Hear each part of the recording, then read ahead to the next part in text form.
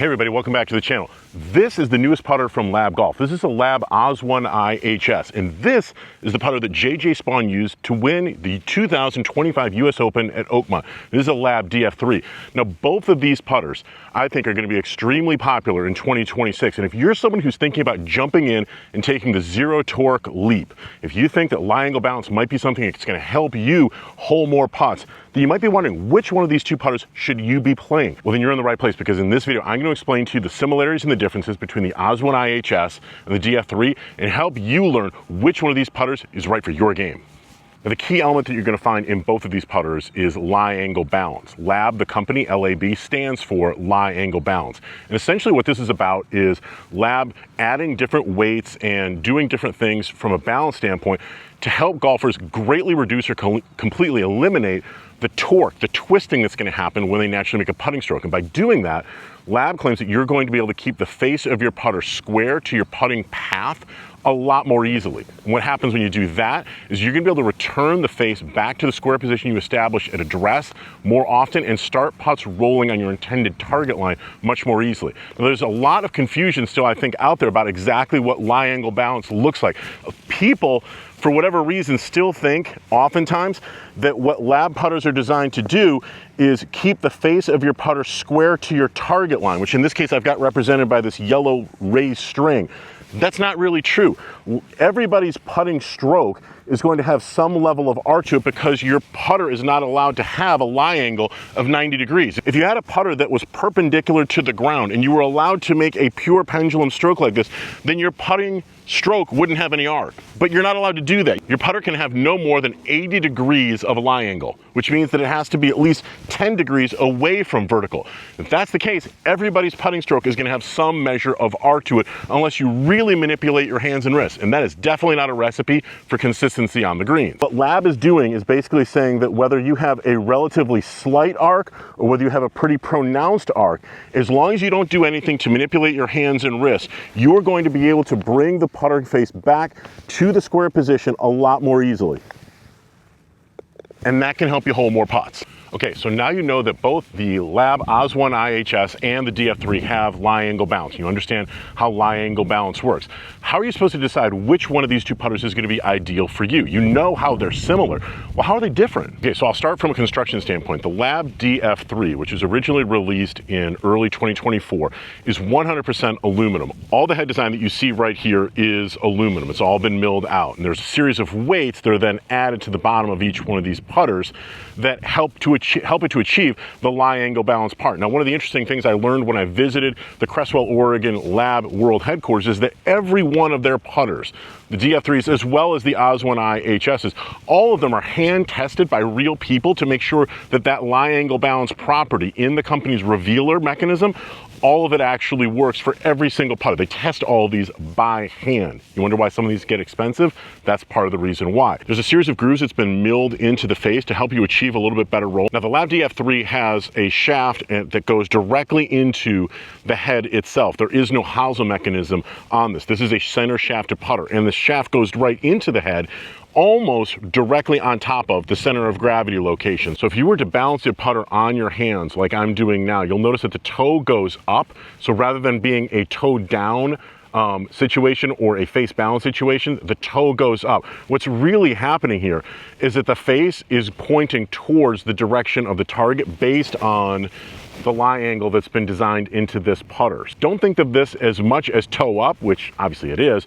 Think of it as the face pointing towards your target. That is how this putter is balanced. And the OZ.1i HS is a little bit different animal. Again, all of the black section that you see right here is milled aluminum, very, very lightweight material.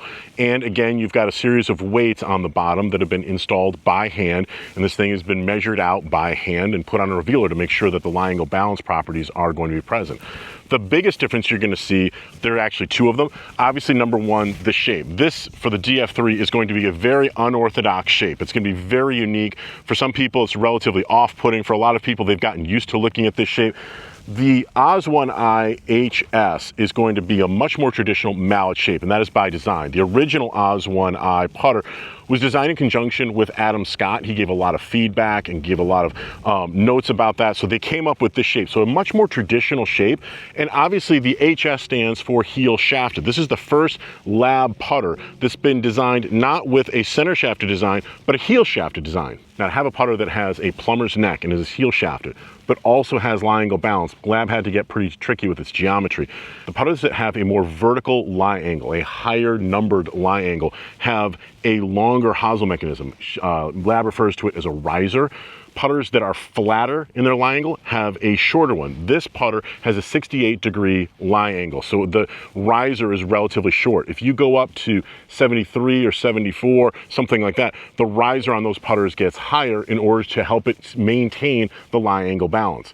The other thing that's obviously very different about the LAB OZ.1i HS is the fact that you'll notice that there is an insert here. This is a milled stainless steel insert. The face, as I pointed out before, on the DF3, this is just a grooved piece of aluminum. So if you're a person who's coming from using a putter that has a milled face or a metallic face, a non-insert face, this insert right here is going to actually feel very familiar because this is going to be stainless steel. Now, one of the funny things that people ask me about when I first put out my video about the OZ.1i HS is that, can you pick up a golf ball with this back section here? Are you able to just sort of scoop it up? And the answer is yes, but you have to be relatively careful. Now, the DF3, of course, having a hole cut out right here makes it super easy to just walk by and grab a golf ball without even bending over. Okay, so with all of that in mind, how do you decide which one is right for you? How do you know whether the DF3 or the OZ.1i HS belongs in your bag? Well, here's the sort of thought process I would have to help you make the right decision. If you're someone who's looking for the most profound feeling of lie angle balance, the sensation really of the putter wanting to swing itself, the most self-correction, if you will, I would probably go with a DF3.